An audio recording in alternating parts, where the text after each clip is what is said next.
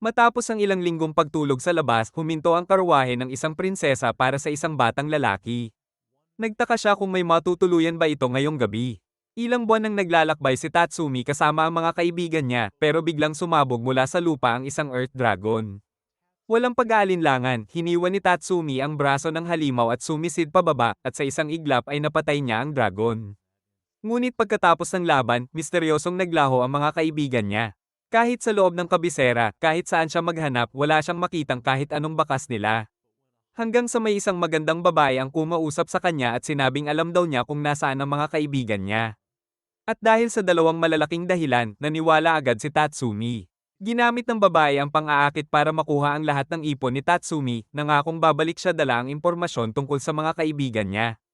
Pero buong gabi siyang naghintay at hindi na ito bumalik. Dahil wala na siyang ibang mapuntahan, tinanggap niya ang alok ni Arya at sumama pabalik sa mansyon nito, hindi alam na may tinatagong madidilim na sikreto ang pamilya niya. Habang naglalakad pabalik sa kwarto ang ina ni Arya, bigla na lang siyang hiniwa sa gitna ng isang espada.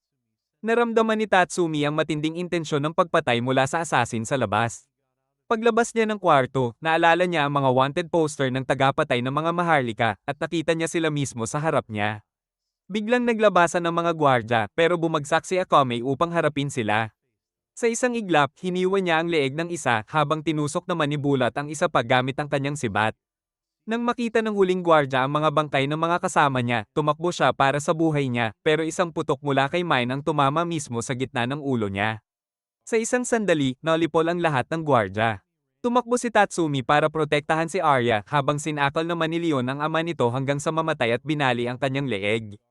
Isang gwardya ang tumakbo papunta sa imbakan kasama si Arya. Dumating si Tatsumi sa lugar pero mabilis na umaksyon si Akame at hinarang sila bago makapasok. Pumuesto si Tatsumi para lumaban pero hindi man lang siya pinansin ni Akame at ginamit lamang ang ulo niya bilang tuntungan para patayin ang gwardyang nagpapaputok ng bala. Nang papatayin na niya si Arya, pinigilan siya ni Tatsumi. Binigyan siya ni Akame ng pagkakataong umalis dahil hindi naman siya ang target, ngunit binalaan niya na papatayin din siya kung haarang pa siya. Hindi pinansin ni Tatsumi ang banta at sumugod siya. Padalos-dalos niyang inihampas ang espada pero tumaas si Akame upang iwasan ang atake at sinaksak ang dibdib niya. Gayunpaman, hinarang ng anteng-anteng na ibinigay ng mga kaibigan niya ang talem. Nang papalapit muli si Akame, tinanong siya ni Tatsumi kung bakit niya gustong patayin ang isang inosenteng babae. Hindi siya sumagot at muntik na siyang pugutan ng ulo, ngunit napigilan siya ni Leon sa huling sandali. Winawasak ni Leon ang pinto ng imbakan at inutusan si Tatsumi na tingnan ang mga kasalanang ginawa ng babaeng tinawag niyang inosente. Sa loob ng silid ay puno ng mga bangkay ng mga taong pinahirapan ng pamilya ni Arya hanggang sa mamatay. Ibinunyag ni Leon na inaakit nila ang mga tulad ni Tatsumi papunta sa mansyon at ginagawa silang laruan, pinahihirapan hanggang sa mamatay dahil sa mga sugat. Nakabitin sa loob ang bangkay ni Sayo kasama ng iba pang biktima. Nakita rin ni Tatsumi si Ieyasu sa loob ng isang kulungan na nagsabing inimbitahan sila ni Arya at pinahirapan si Sayo hanggang sa mamatay. Panrin ng sugat ang katawan ni Ieyasu. At kahit nabunyag na ang lahat ng kalupitan niya, wala ni kay titing na pagsisisi si Arya. Para sa kanya, ang mga taong mula sa nayon ay parang mga hayop lamang na maaaring tratuhin ng mga maharlika tulad niya kahit paano nila gustuhin. Nang patapusin na ni Akame ang miserableng buhay ni Arya, pinigilan siya ni Tatsumi at siya mismo ang pumatay rito. Nang makita ni Ieyasu na napatay na ang bihag, nakaramdam siya ng ginhawa at nagsimulang magsuka ng dugo, pinipilit lang pala niyang mabuhay sa pag-asang may maghihiganti para sa kanya, at nang mangyari yon, hindi na niya kinaya at namatay sa mga bisig ni Tatsumi. Paalis na sana si Akame, pero ayaw ni Leon na iwan si Tatsumi, kaya kinaladkad niya ito sa buhok at sinabi sa mga kasama niya na kasapi na nila si Tatsumi mula ngayon. Sinubukan niyang pumalag pero sinabi ni Akame na walang makakapagpabago ng isip ni Leon kapag may desisyon na ito, kaya hinawakan siya ni Bulat at dinala sa kanilang taguan. Kinaumagahan, nakaupo si Tatsumi sa tabi ng mga puntod ng mga kaibigan niya, iniisip kung may saysay pa ba ang naging paglalakbay niya, nang biglang sumulpot si Leon at tinanong kung desidido na ba siyang sumali sa kanila. Nang sabihin niyang hindi pa, dinala siya ni Leon kay Shield at pinakiusapang magsabi ng pampalakas loob, pero tinakot siya ni Shield na sasali siya sa night raid o puputulin niya ang kanyang Asian persuasion. Habang nanginginig siya sa takot, dumating si Mine at hinanapan si Leon ng paliwanag kung bakit pinapasok si Tatsumi sa kanilang taguan, kaya sinabi ni Leon na miyembro na nila ito. Matapos siyang kutsain ni Mine, dinala siya ni Leon sa training ground kung saan nakita niyang nagsasanay mag-isa si Bulat. Hindi niya ito nakilala, kaya inamin ni Bulat na siya ang nagsusuot ng armor. Nang makipagkamay siya rito, binalaan siya ni Leon na bakla si Bulat, kaya natakot si Tatsumi sa pag-aakalang nanganganib ang kanyang kalinisan. Matapos makilala si Lobek na sinusubukang manilip sa mga babae, dinala siya ni Leon kay Akame na kumakain ng karne ng isang high-ranked monster na siya mismo ang pumatay. Naghagis si Akame ng karne kay Leon pero walang ibinigay kay Tatsumi dahil hindi pa siya kasali sa grupo. Naroon din ang kanilang leader na si Nodge Enda at nang tanungin niya si Leon kung bakit ito nagtatamad-tamaran, sinubukan itong tumakbo pero hinayla siya pabalik ni Nodge Enda gamit ang kanyang prosthetic na braso. Matapos tanungin si Leon tungkol kay Tatsumi, inutusan ni Nodge Enda na ipunin ang lahat para sa isang pagpupulong. Nang marinig ang kwento ni Tatsumi, inimbitahan din siya ni Nodge Enda na sumali sa night raid at sinabing hindi siya papatayin kahit tumanggi siya, ngunit kailangan pa rin niyang manatili roon dahil alam na niya ang lihim na taguan nila. Dapat sana'y pupunta si Tatsumi sa Imperial Capital para kumita ng pera at tulungan ang kanyang nayon mula sa kahirapan, ngunit napuno ang kabisera ng mga tawoli at masasamang tao. Kaya iminungkahi ni Bulat na may gawin siya laban sa mga iyon sa pamamagitan ng pagsali sa night raid, at sinabi ni Nodge Enda na ang kanilang grupo ang pinakaangkop para sa kanya. Isa silang anti-imperial na puwersa na binuo ng Revolutionary Army upang hanapin ang mga tawoli at wakasan ang kanilang kawalang katarungan. Nang makita ni Tatsumi na sinusubukan nilang gawing mas maayos ang imperial na kaharian para sa mga mamamayan, inakala niyang sila ang mga tagapaghukom ng katarungan, ngunit nagtawanan sila at pinaalala sa kanya na mga mamamatay tao pa rin sila sa huli. Kahit pa mga tawoli ang pinapatay nila. Gayunpaman, gusto pa ring sumali ni Tatsumi dahil napagtanto niyang may bayad din ang pagsama sa kanila, kaya binati siya ni Nodge Enda. Inutusan niya si Akame na tulungan si Tatsumi sa pagsasanay, ngunit sa mga sumunod na araw, ang ginawa lang niya ay magluto ng masasarap na pagkain para sa lahat dahil siya lang ang marunong magluto. Ang iba pang miyembro, maliban kay Leon, ay may biglaang misyon, at sinabi ni Mine kay Tatsumi na ang tanging talam na kaya niyang gamitin ay kutsilyo sa kusina. Pagkatapos nito, dinala ni Akame si Tatsumi para manghuli ng isda, at matapos niyang ipahubad ang plot armor ni Tatsumi at mailabas ang kanyang Excalibur, tumalon siya sa lawa. Hinuhuli niya ang mga isda gamit ang hubad niyang mga kamay at inilalagay sa basket habang inuutusan si Tatsumi na manatiling hindi gumagalaw para mahuli ang kanyang biktima. Ngunit sa huli ay dalawa lang ang nahuli niya. Habang nakaupo sila sa mesa, iniharap ni Leon kay Nodge Enda ang mga guhit ng susunod nilang dalawang target na sina Ogre at Gamal, na parehong lubhang tawoli at ginagamit ang mahihirap bilang scapegoat para makalusot sa kanilang mga kasalanan. Agad tinanggap ni Nodge Enda ang misyon dahil galit siya sa mga tulad nila, at sinabi ni Leon na si Ogre ay isang mapanganib na kalaban dahil palagi itong may kasamang mga sundalo at bihasa sa espada. Dahil wala ang iba, gusto ni Tatsumi na sumama sa misyon, at habang sinusuportahan siya ng dalawa, naniniwala naman si Akame na hindi pa niya kayang patayin si Ogre dahil wala pa siyang determinasyong pumatay ng walang pag-aalinlangan. Ngunit buo ang loob ni Tatsumi at nagtungo siya sa lugar kung saan madalas matagpuan si Ogre. Dahil medyo marahas ang pakikitungo ni Akame sa kanya, ikinwento ni Leon ng nakaraan nito na siya at ang kapatid niyang si Kurome ay binili ng imperyo at pinilit sumailalim sa isang malupit na assassin training program. Naging assassin si Akame na sumusunod sa utos ng imperyo, ngunit habang isinasagawa ang mga misyon, napagtanto niya ang tunay na kalikasan ng imperyo, at nagawa siyang hikayatin ni Nodge Enda na sumali sa Revolutionary Army, kung saan marami siyang nawalang mga kasama. Pagkatapos nito, palihim na pinabagsak ni Akame at Leon si Gamal, habang si Tatsumi naman ay nakiusap kay Ogre na kausapin siya sa isang pribadong lugar. Nang makalayo sila sa publiko, nakiusap siya na tanggapin siya sa Imperial Army, ngunit binaliwala siya ni Ogre at tumalikod. Nang hawakan ni Tatsumi ang kanyang espada, naramdaman ni Ogre ang intensyon niyang pumatay at agad siyang inatake, ngunit nanaig si Tatsumi dahil sa bilis niya at hiniwa ang tiyan nito. Inakala niyang natalo na niya si Ogre at tumalikod. Ngunit sinorpresa siya nito at sunod-sunod na inatake hanggang sa ibinagsak siya sa pader. Tumalon si Tatsumi at umatake mula sa itaas, ngunit hinarang iyon ni Ogre at gumanti ng napakalakas na hampas na winasak ang lupa sa ilalim nila. Akala ni Ogre ay panalo na siya at nagsimulang magyabang tungkol sa mga taong ipinakulong niya ng walang kasalanan, ngunit ang pag-amin na iyon ang tuluyang nagpagalit kay Tatsumi, kaya hiniwa niya ang parehong mga braso ni Ogre bago tuluyang tagpasin ang katawan nito sa maliliit na piraso. Matapos makumpleto ang misyon, bumalik si Tatsumi sa taguan, at matapos siyang purihin ni Nodge Enda, nagyabang siya kay Akame na wala man lang siyang ni isang galos. Bigla na lang nitong hinubad ang damit niya, at napasigaw si Tatsumi na parang babae habang nagtataka kung bakit sinusuri ang katawan niya. Ngunit sinabi ni Akame na tinitingnan lang niya kung may sugat siya at natuwa siyang wala itong napala, saka sinabi na maganda ang ginawa niya. Humingi ng paumanhin si Tatsumi, pero sinabi ni Akame na ayaw niyang mag-sorry siya at ang gusto lang niya ay palagi siyang bumalik ng buhay. Matapos ang pagsasanay niya kay Akame, itinalaga si Tatsumi kay Mine at nagtanong siya sa sarili kung bakit sa lahat ng tao ay sa nakakainis na iyon pa siya napunta. Kinabukasan, lumabas si Tatsumi at ang iba pa upang patayin ang mga salarin na nakatunog sa kanilang taguan. Habang hinahanap ang mga ito, isinuot ni Bulat ang kanyang armor na Inkersho, at nabigla si Tatsumi nang makita na umiiral pala ang Inkersho sa mundo.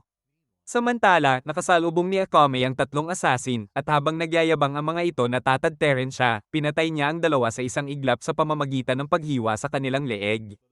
Akala ng huling isa ay nakaligtas siya, ngunit biglang umiral ang sumpa ng espada ni Akame at agad nitong tinapos ang kanyang buhay dahil sa espesyal na kakayahan ng kanyang one-slice kill na katana. May isa pang assassin na nagtangkang tumakas dala ang impormasyon tungkol sa Night Raid, at itinapat ni Mine ang kanyang malaking railgun, ngunit inambus siya ng isang kalaban. Sinaklolahan siya ni Shield sa pamamagitan ng paghati sa assassin gamit ang malalaking gunting at nagawang burahin ni Mine ang huling kalaban. Kasabay nito, pinatay ni Leon ang isa pang assassin habang nabihag naman ni Lobak ang isang magandang babae gamit ang kanyang mga kawad. Inalok niya itong gawin ang gusto nito. At ayon sa alok, tinusok ni Lobak ang buong katawan nito gamit ang kanyang mga kawad. Samantala, tinalo ni Tatsumi ang isang assassin sa pamamagitan ng paghiwa sa dibdib nito habang anim na assassin naman ang sabay-sabay na sumugod kay Bulat, ngunit ginawang pira-piraso niya ang lahat bago pa man sila makakilos. Nang mapatay ang lahat ng kalaban, nagtipon sila at pinuri ni Bulat si Tatsumi dahil sa pagkaligtas niya. Nang gabing iyon, ipinangako ni Tatsumi sa sarili na gagawin niyang mas maayos ang mundo at magpapatuloy siyang mabuhay para sa kanyang mga kaibigan. Kinabukasan, hinintay niya na magising si Mine at sinabi ni Shield na nahihirapan itong bumangon mag-isa. Patutulugin sana niya ito, ngunit pinigilan siya ni Noj Enda at sinabing trabaho iyon ni Tatsumi dahil siya ang nakatataas kay Mine. Muntik na siyang patayin ni Mine gamit ang railgun at matapos siyang insultuhan, sineryoso nitong turuan siya ng leksyon. Nang maglaon, nagtungo sila ni Mine sa kabisera dahil pinayuhan siya ni Noj Enda na matuto mula rito at doon nila nadatnan ng dalawang masasamang bata na nambubuli ng isang batang refugee. Bilang parusa, hiniwa ni Tatsumi ang kanilang pantalon at nang magpasalamat ang bata sa pagliligtas sa kanya, pinayuhan siya ni Mine na magpalakas upang maprotektahan ang sarili sa susunod. Pagkatapos nito, namili sila sa buong kabisera at nang pumasok sila sa isang restaurant para uminom ng tsaa, nagreklamo si Tatsumi na puro pamimili lang ang ginawa nila, kaya binugbog siya ni Mine. Bigla nilang narinig ang kaguluhan at nakita ang maraming taong ipinako sa mga krus para sa pampublikong pagbitay. Ang parusang iyon ay ipinataw ng batang emperador na lihim palang kontrolado ng punong ministro na si Honest. Sa loob ng silid trono, iniutos ng emperador na paghiwa-hiwalayan ng mga toro ang isang opisyal dahil sa pagsalungat nito sa kanyang mga patakaran. Ginawa niya ito ayon sa utos ni Honest. Sinubukan pang ipaliwanag ng lalaki sa emperador na nililinlang lang siya ng matako at matabang punong ministro, ngunit lubos na nagtitiwala ang emperador kay Honest. At para bang hindi pa sapat ang hatol na kamatayan, sinabi pa ni Honest sa lalaki na aalagaan niya ang maganda nitong asawa sa lahat ng paraan matapos siyang mamatay. Sa kawalan ng pag-asa, nakiusap ang lalaki na sana'y may maghatid ng hustisya laban sa demonyong iyon. Nang gabing iyon, kumilos ang buong Night Raid upang patayin ang kanang kamay ni Honest na si Yukal na ginagamit ang pangalan ng punong ministro upang mangdukot ng mga babae. Habang papalapit ang lahat sa mansyon ni Yukal, pamwesto si Mine sa malayong distansya at si Tatsumi na nagsisilbing escort niya ay nagtanong tungkol sa kanyang sandata.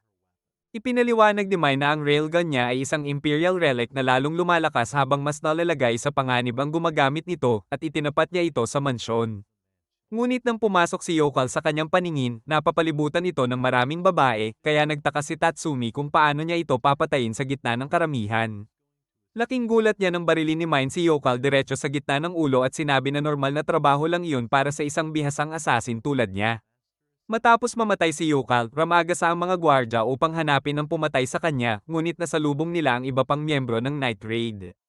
Pinatay nila ang 4 na gwardya nang walang kahirap-hirap, ngunit nakaramdam si Akame na may kakaiba dahil dapat ay 5 ang mga ito. Palihim na inatake ng huling gwardya si Mine, kaya isinugal ni Tatsumi ang sarili upang iligtas siya. Dating instruktor ng martial arts ang gwardya, at habang iniiwasan niya ang mga bala ng railgun ni Mine. Mabilis siyang lumapit. Sinubukan ni Tatsumi na hatiin ang ulo nito gamit ang espada para mailayo siya kay Mine, ngunit nasalo ng gwardya ang espada gamit ang kanyang mga kamay. Hinawakan ni Tatsumi ang kalaban at sinabi kay Mine na barilin ito dahil nagtitiwala siya sa husay niya bilang sniper. Habang marahas na pumapalag ang gwardya upang makawala, siningil ni Mine ang railgun at bomb utos ng malaking butas sa dibdib nito. Nasira ang maayos na ayos ng buhok ni Tatsumi dahil sa putok. Kaya tinapat niya si Mine sa ulo matapos nitong sabihing isa siyang master sniper. Hindi nagtagal, muling nagsama-sama ang buong night raid. Kasabay nito, naghasik ng lagim sa lungsod si Zank the Executioner matapos pugutan ng ulo ang dalawang gwardya bago ito ng pansin sa isang mag-asawa. Matapos niyang pugutan ng asawa ng babae, nakiusap ang babae na iligtas ang kanyang buhay, ngunit sinabi ni Zank na kasalanan niya ang paglalakad ng gabi na at agad niyang pinaghiwalay ang ulo at katawan nito. Kinabukasan sa taguan, nagsanay si Tatsumi gamit ang isang malaking espada upang palakasin ang kanyang mga kalamnan hanggang sa hindi na niya maigalaw ang kanyang mga braso, at sinabi ni Bulat na sinasayang lang niya ang lakas niya sa mga hindi kailangang galaw. Nang gabing iyon, tinipon ni Nodge Enda ang lahat at ipinaalam ang tungkol sa isang serial killer na gumagala sa gabi at pumupugot ng ulo ng sinumang makasalubong niya. Mabilis na nahulaan ni Lubbock na si Zank ang salarin at nang tanungin ni Tatsumi kung sino siya, ipinaliwanag ni Mine na dati itong nagtatrabaho sa pinakamalaking bilangguan sa kabisera.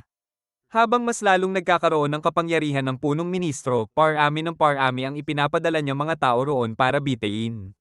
Sa loob ng maraming taon ng pamumugot ng ulo sa mga bilanggo, unti-unting nahumaling si Zank sa pagpatay hanggang sa tuluyan siyang mabaliw.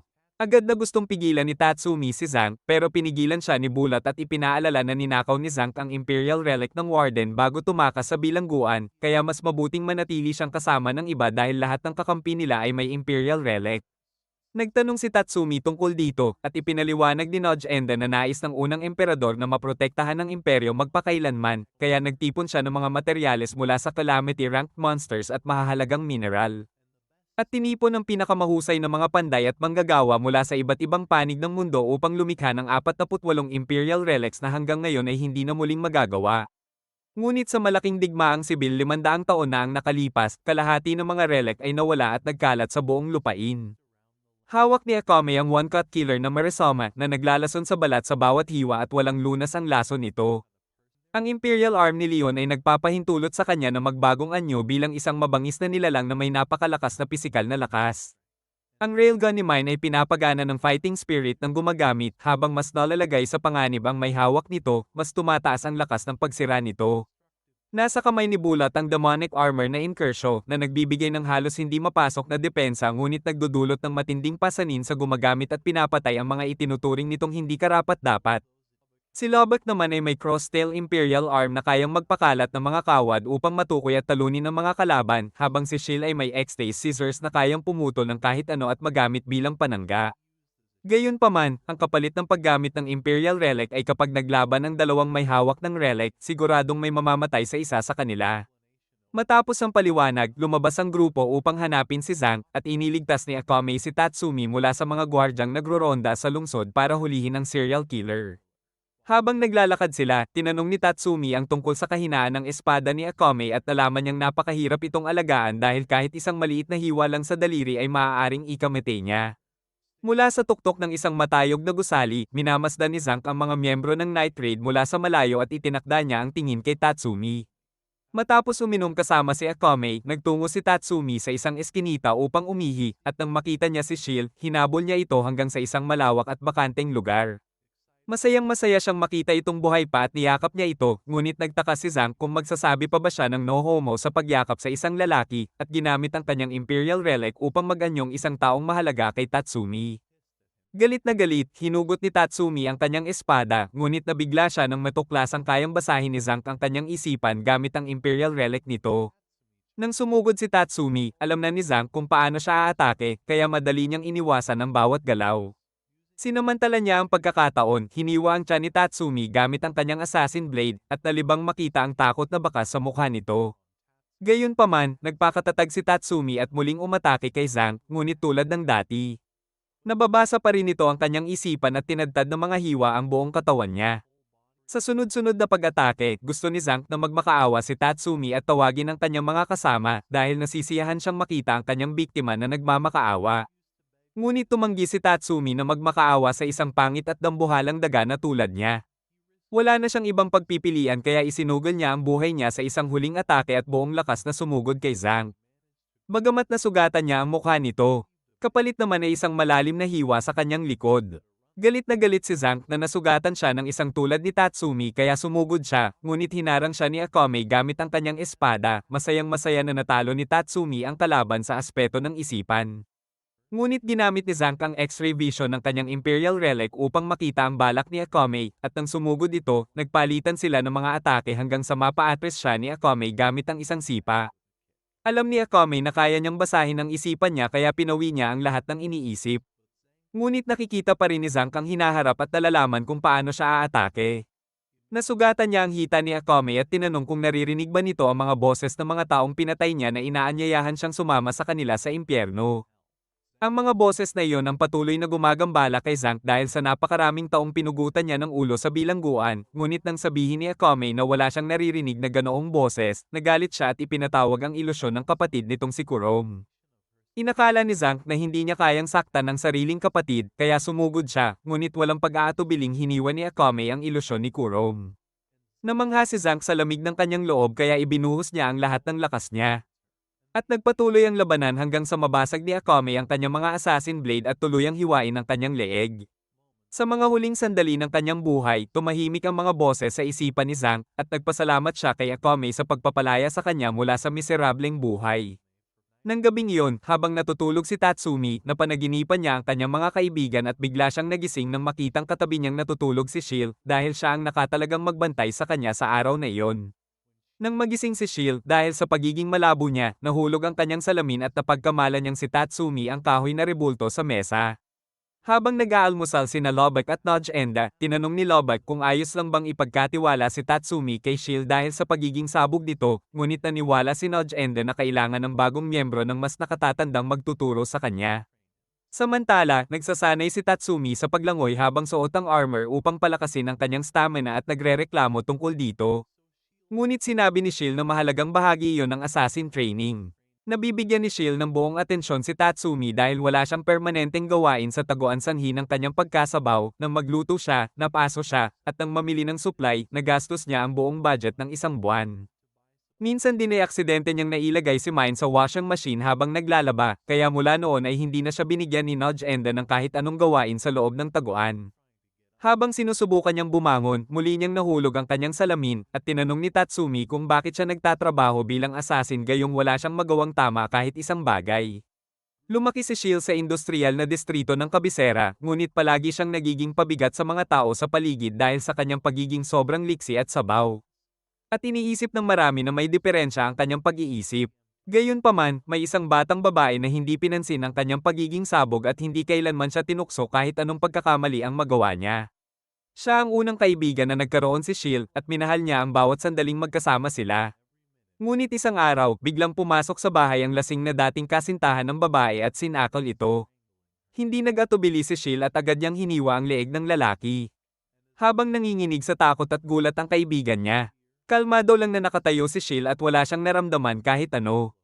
Pagkatapos ng insidenteng iyon, tumigil na sa pakikipagkita sa kanya ang babae, at makalipas ang ilang araw, pinatay ng mga kaibigan ng lalaking iyon ang mga magulang ni Shield bago siya tuluyang pagtulong-tulungan.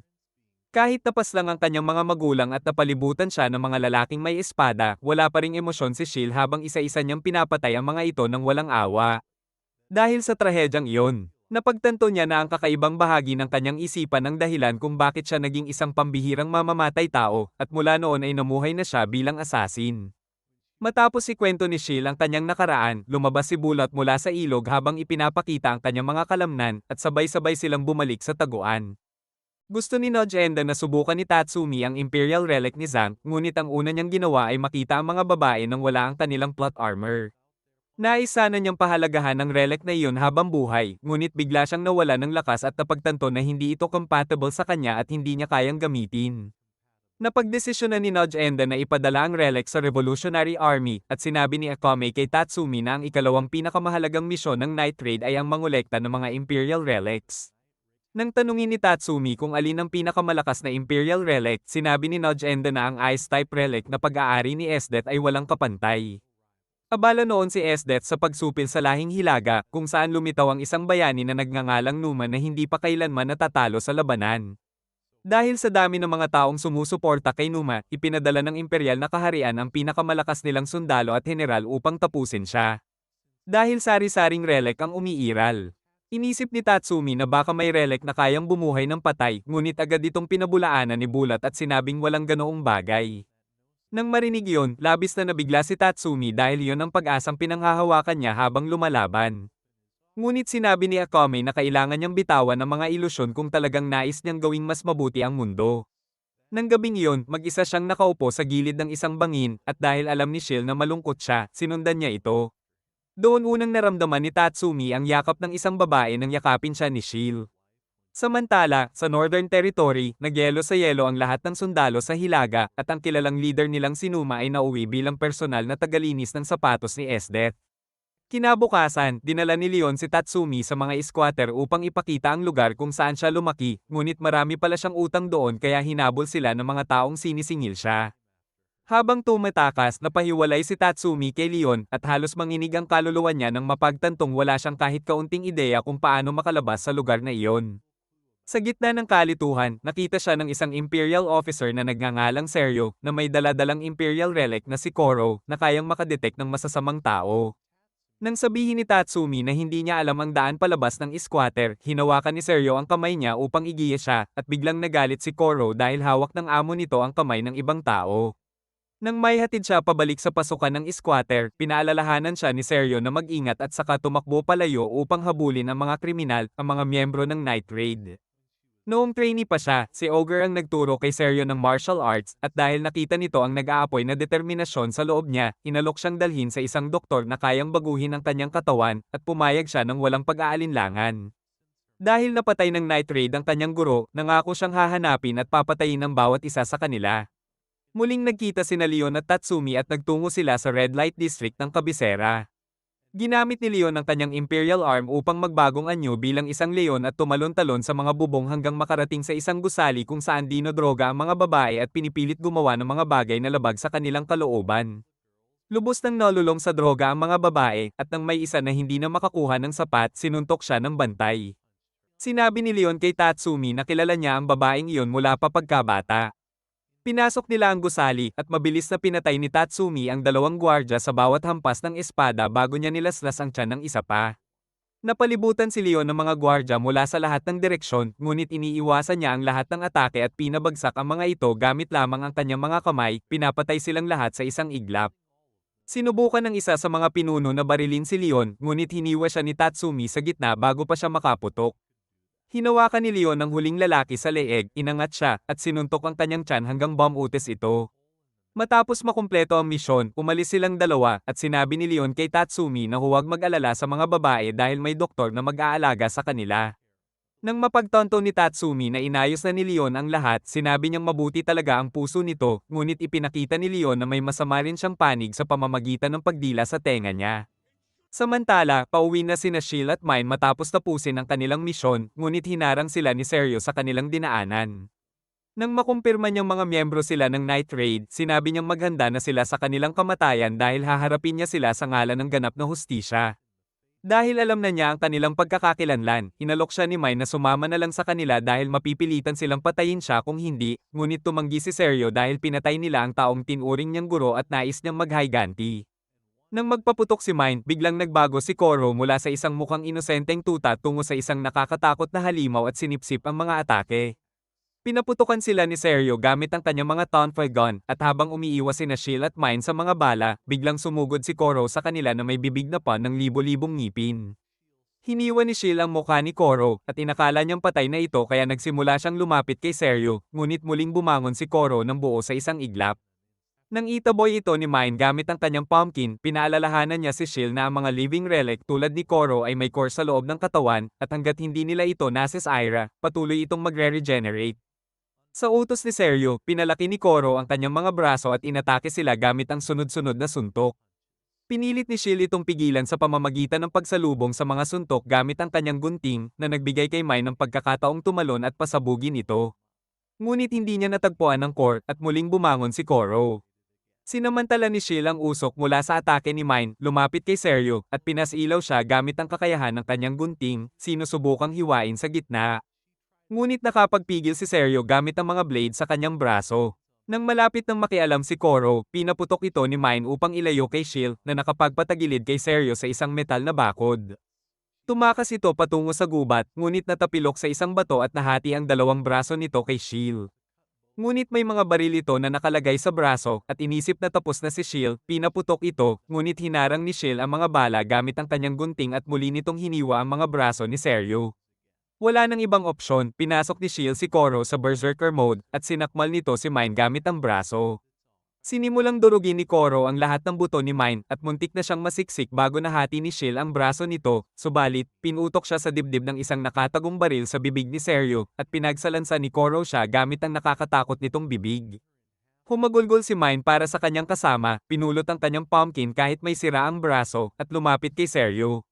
Ngunit dumating na ang Imperial Police para suportahan si Seryo. Wala nang ibang pagpipilian, ginamit ni Shield ang huling lakas niya upang pasilawin ang lahat gamit ang kanyang gunting para makatakas si Mine. Gusto sana niyang patuloy na labanan si Seryo, ngunit sinabi ni Shield na tumakas siya, at iginalang ni Mine ang huling hiling nito kaya tuluyan siyang tumakas. Ilang sandali bago mamatay, bumalik sa isipan ni Shield ang matatamis na alaala ng kanyang panahon sa Night Raid, at tuluyan siyang napatay. Habang dinudurog ni Koro ang katawan ni Shield, mukhang pinakamasaya sa mundo si Seryo kahit naputol ang kanyang dalawang braso, dahil sa wakas ay napatay niya ang isa sa mga miyembro ng Night Raid at nagulat sa kakila-kilabot na tawa. Nang marinig ang pagkamatay ni Shield, nabalot ng lungkot ang lahat at tinanong ni Tatsumi si Mine kung sino ang pumatay upang makapaghiganti siya. Sinubukang pigilan siya ni Nodge Enda dahil kung susugod siya ng walang plano, mapapabilang lang siya sa kabilang buhay, ngunit nang hindi siya tumigil sa pang-uusap, pinagsuntok siya ni Bulat. Sinabi nito na tigilan na ang pagsasayang ng buhay, kaya binalaan ni Nodge Enda ang lahat na mula ngayon ay makikipaglaban sila sa mas maraming gumagamit ng relic at kailangan nilang maghanda. Samantala, bumalik si General Esdet matapos wasakin ang hukbong hilaga at iniisip ni Honest na hanggat nandyan siya. Walang sino man ang aatraso sa pamumuno ng emperador at maaari na lamang siyang mamahala sa Imperial Kingdom mula sa dilim. Ginawaran na ng maraming barya ng emperador si Esdet, ngunit nang sabihin niya na gusto niyang habulin ang Night Raid kasama ang kanyang mga tauhan, hindi makapagdesisyon ang emperador kung anong gantimpala ang ibibigay at tinanong kung ano ang gusto niya. Nais ni Esdet na maranasan ang pag-ibig, kaya iminungkahi ng emperador na pakasalan niya si Honest, ngunit tumanggi siya dahil palaging mataas ang presyon ni Honest at maaaring mamatay anumang oras. Nang wala na ang opsyon na iyon, sinabi ni Esdet na kakaunti lang na lalaki ang makakasunod sa kanyang mahigpit na pamantayan at pumayag siyang alista ang lahat para sa emperador. Makalipas ang ilang araw, nahihirapan pa rin si Mine na kumain mag-isa dahil sa kanyang mga sugat, kaya pinakain siya ni Akame. Napansin ni Tatsumi na kakaibang kalmado si Akame kahit pagkatapos ng pagkamatay ni Shield at unti-unti niyang naintindihan kung gaano kasakit maging isang assassin. Samantala, upang hulihin ang mga miyembro ng Night Raid, nagbigay si Esdet ng bagong misyon sa kanyang Three Beasts, at bandang gabi, nagkita si Tatsumi at Akame. Ginawa niya ang paboritong ulam ni Shield bilang pag-alala sa alaala nito. At tinawag siya ni Tatsumi na kamangha-mangha dahil sa kanyang katahimikan kahit pagkatapos ng pagkamatay ng kaibigan. Ngunit hindi tulad ng nakikita niya, labis ding nadurog ang loob ni Akame sa pagkawala ni Shield, at hinawakan si Tatsumi, sinabi niyang hindi siya kailanman masasanay sa sakit ng pagkawala ng isang mahal sa kanya, ngunit hindi niya hinayaang makaapekto iyon sa kanyang mga misyon. Ulan ng luha ang bumabalot sa kanyang mukha at nanginginig ang buong katawan niya dahil sa kalungkutan. At pinagsabihan ni Tatsumi ang sarili dahil hindi niya naintindihan ang pinagdadaanan ni Akame. Humingi siya ng paumanhin sa kanya at nangako na mananatiling buhay upang maitaguyod ang bagong panahon kung saan lahat ay maaaring mamuhay ng payapa. Kinabukasan, nagsanay siya kasama si Akame, at pagkatapos magpalitan ng ilang hampas, tinamaan siya sa tadyang. Sinabi ni Akame na magpahinga siya, ngunit ayaw niyang tumigil at hiniling na tratuhin ang sparring bilang tunay na labanan. Nang lumapit siya, sinampal siya ni Bulat sa mukha, sinasabing palaging maging maingat sa paligid sa tunay na labanan. Nakita ang kanyang hindi matitinag na determinasyon na protektahan ang lahat, pumayag si Bulat na sanayin siya ng husto at nagsimula silang mag-away gamit ang isang kahoy na poste. Ang makita silang mag-spar ay ikinatuwa ni Akame, at kasabay nito, isang opisyal ng gobyerno at ang kanyang anak na babae ay inatake ng Three Beasts. Ang babae at higit sa isang dosenang gwardya ay sumugod kay Daidara, ngunit pinuputol niya silang lahat sa isang hampas at malubhang nasugatan ang babae. Ipinakilala ni Liver ang sarili sa matanda at agad niyang pinutulan ang ulo nito. Pagkatapos, nagpakalat sila ng mga flyer na may simbolo ng Night Raid upang paniwalaan ng lahat na sila ang may gawa nito. Nang matapos ni NYAU ang pagbalat sa mahirap na babae ng buhay, umalis sila, at sa taguan ng Night Raid, ipinaalam ni Nudge Enda sa lahat na bumalik na si Esdet sa kabisera. Inutusan niya si Leon na obserbahan ang mga kilos nito, at nang tanungin kung anong klaseng babae siya, sinabi ni Nudge Enda na siya ay isang sadista na may hilig sa karahasan. Natuwa si Leon sa narinig dahil iniisip niyang makakatunggali niya si Esdet ng buong lakas. Simula nang bumalik si Esdet, sunod-sunod na namamatay ang mga opisyal sa politika. At makikita sa bawat crime scene ang mga flyer ng Night Raid. Sa unang tingin, mukhang bobo ang pagtatangkang iframe ang Night Raid, ngunit ang Three Beasts ay tanging inaatake lamang ang mga opisyal na may malalakas na gwardya na walang ordinaryong assassin ang kayang patayin, dahil dito, malugod na paniwalaan ng mga tao na ang Night Raid ang pumatay sa kanila. Pinaghihinalaan ni Nudge Enda na ang bawat isa sa Three Beasts ay may Imperial Relic, at dahil tina-target nila ang mga politiko na sumusuporta sa Revolutionary Army. Malaking sagabal ito sa kanila. Ngunit hindi nila kayang mawalan pa ng mga politiko, kaya inatasan ni Nudge Enda sina Bulat at Tatsumi na protektahan ng isang politiko na sakay ng malaking cruise ship, habang sina Lobak at Akame ay ipinadala sa isang bayan sa Hilaga. Nakasuot ng formal na kasuotan, nakipag-usap si Tatsumi kay Bulat sa barko habang siya ay invisible at inisip na imposible namang ma-assassinate ang politiko sa dami ng tao, ngunit sinampal siya ni Bulat sa ulo, sinasabing huwag maliitin ang kanilang mga kalaban. Hindi makapaniwala si Tatsumi sa kapal ng armor ni Bulat dahil kung wala ito, hindi sila makakapasok sa barko. Para sa kanya, parang katuwang ang armor, ngunit kahit gaano kalakas, hindi nito naisalba ang kanyang general mula sa maling pagkakakulong. Tumanggi ang general na suhulan si Prime Minister Honest nang siya'y makapangyarihan, kaya idineklara siyang traidor, ngunit naniniwala ang general na mauunawaan siya ng mga autoridad dahil wala siyang ginawang mali. Ngunit ang mga autoridad sa kabisera ay hindi man lang nakinig sa kanyang kaso, at dahil malapit si Bulat sa general, idineklara rin siyang traidor, ngunit ginamit niya ang kakayahan ng armor para makatakas. Nang malapit nang maubos ang invisibility ng armor, kailangan niyang tanggalin ito pansamantala. Kaya sinabi ni Tatsumi na siya na ang bahala sa itaas na bahagi. Samantala, sa kabisera, nagbigay si Esdet ng perfect na pagkakataon kay Leon upang umatake, ngunit bawat bahagi ng katawan niya ay sumisigaw na bitag ito dahil sa masamang aura ng pagpatay ni Esdet. Nang umatras si Leon, nadismaya si Esdet dahil gusto niyang maaga niya ang pain at maipit sa kanyang bitag. Kasabay nito, tumutugtog si NYAU ng flute sa cruise ship na nagpatulog sa lahat ng tao sa barko. Halos hindi makabangon si Tatsumi. At habang lahat ay natutulog, lumitaw si Daidara at iniabot sa kanya ang isang espada para sa patas na laban. Nang ibunot ni Tatsumi ang espada, tumalon siya at muntik nang mamatay sa atake ni Daidara. Hati-hatiin ni Daidara ang kanyang palakol at itinapon kay Tatsumi, na bumalik parang frisbee at sinaksak siya sa tiyan. Sinubukan niyang sumugod ng direkta kay Daidara, ngunit itinapon siya ni Bulat sa hangin at tinawag na bobo sa pagbitag sa kalaban. Nagulat si Daidara na hindi naapektuhan si Bulat ng musika ni NYAU at napagtanto niyang sinaktan niya ang sariling paa para makawala sa epekto nito. Nang isuot niya ang armor, sabay-sabay na sumugod sa kanya ang mga miyembro ng Three Beasts, ngunit tinapat niya agad sina Liver at NYAU at nagawa pang hatiin si Daidara sa dalawa. Ipinaalala ni Bulat kay Tatsumi ang leksyon na palaging maging maingat sa paligid. At namangha si Tatsumi nang makita siyang patumbahin lahat ng kalaban sa isang iglap. Nang makabangon, binati ni Liver ang Macho Man at na-realize ni Bulat na siya pala ang dating master niya na nakakulong noon sa Imperial Capital. Katulad ni Bulat, nakilala rin siya ni Liver at sinabi na naging lingkod siya ni Esdet matapos siyang iligtas, kaya nakaramdam ng sama ng loob si Bulat dahil kung magkasama pa sila, sana'y nakapaghain siya ng isang inuman kasama niya. Gamit ang kanyang Imperial Relic na Black Marlin. Nagtaas si Liver ng maraming water pillars sa hangin at ipinakita na kaya niyang kontrolin ang anumang likido sa kanyang saklaw. Hindi pinalad si Bulat na harapin siya sa sitwasyong iyon dahil hindi siya makakalikha ng tubig mula sa wala, kaya malaking bentahe para kay Liver ang dagat sa paligid nila. Gamit ang water pillars, naglunsad si Liver ng water cannon kay Bulat, ngunit hinarang niya ito sa pamamagitan ng mabilis na pag-ikot ng kanyang lance. Sinubukang suportahan ni NYAU si Liver gamit ang kanyang flute. Ngunit nakialam si Tatsumi sa pamamagitan ng pagtama sa kanya sa hangin, sinimulang mabigyan ng atake si NYAU, at nang subukang kontra-atake ni Tatsumi, tumalon ito sa hangin at sinipa siya sa likod. Nang makabangon muli, nagsimulang magpalitan ng hampas ang dalawa, at nakasabay si Tatsumi sa bilis ni Liver dahil mas mabagal siya kaysa kay Akame. Kasabay nito, gumawa si Liver ng water serpent at nakatayo sa ibabaw nito, inilunsad ito kay Bulat. Pumasok siya sa bibig ng serpent upang hatiin ito sa dalawa, ngunit alam na ni Liver na patayin niya ito sa paraang iyon kaya hindi niya nais na may masaktan sa barko, kaya habang walang depensa sa hangin, tinamaan siya ni Liver gamit ang water cannon.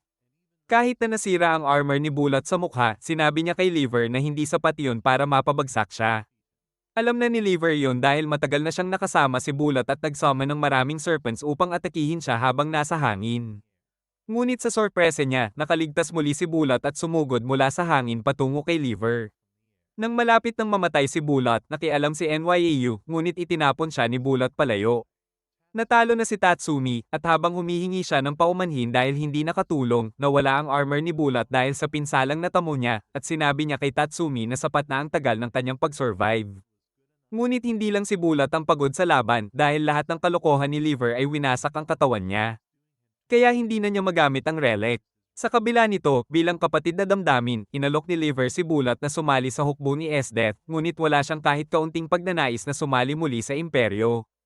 Patuloy na pilit ni Liver, ngunit ang misyon ni Bulat ay protektahan ang mga mamamayan, at kung sumali siya sa hukbo ni Esdeath sa ilalim ni Honest, hindi na niya magagawa iyon. Bago muling nagpatuloy ang laban, pinahusay ni Liver ang lakas gamit ang droga, at nagsugod muli ang dalawa na may hawak na espada. Napakabilis ng atake nila na namangha si Tatsumi, at sa simula, tila pantay ang laban, ngunit nagawa ni Bulat na basagin ang espada ni Liver at tamaan siya gamit ang kanyang lakas. Ngunit may huling taktika pa rin si Liver at ginamit ang kanyang sariling dugo bilang maliliit na blades para atakihin si Bulat. Pinilit ni Bulat na harangin ang lahat ng dugo blades gamit ang buong lakas niya, ngunit may ilang tumagos sa kanyang katawan.